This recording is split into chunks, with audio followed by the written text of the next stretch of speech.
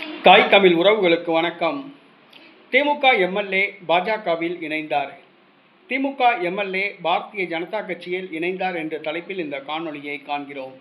நேற்றைக்கு முன்தினம் தமிழக சட்டசபை தேர்தல் வாக்குப்பதிவு நடைபெற்று முடிந்தது. ஆனால் அதற்குள் திமுக சட்டமன்ற உறுப்பினர் ஒருவர் பாரதிய ஜனதா கட்சியில் சேர்ந்துள்ளார். ஆம், சாத்தூர் தொகுதி சட்டமன்ற உறுப்பினர் ரகுராமன் பாரதிய ஜனதா கட்சியில் சேர்ந்துள்ளார். இவர் மதிமுகவை சார்ந்தவர். கடந்த சட்டசபை தேர்தலில் மதிமுகவுக்கு இந்த சாத்தூர் தொகுதி ஒதுக்கப்பட்டது. மதிமுகவில் சார்பாக போட்டியிட்ட ரகுராமன் திமுகவின் சின்னமான உதயசூரியன் சின்னத்தில் போட்டியிட்டதால் திமுக எம்எல்ஏக்கள் பட்டியலில் இவருடைய பெயர் உள்ளது. சட்டசபையை பொறுத்தவரை இவர் திமுக சட்டமன்ற உறுப்பினர். ஆனால் இவர் மதிமுகவை சார்ந்தவர். நடைபெற்று முடிந்த சட்டசபை தேர்தலில் மதிமுகவுக்கு 4 தொகுதிகள் தான் வழங்கப்பட்டன. அது சாத்தூர் தொகுதி வழங்கப்படவில்லை.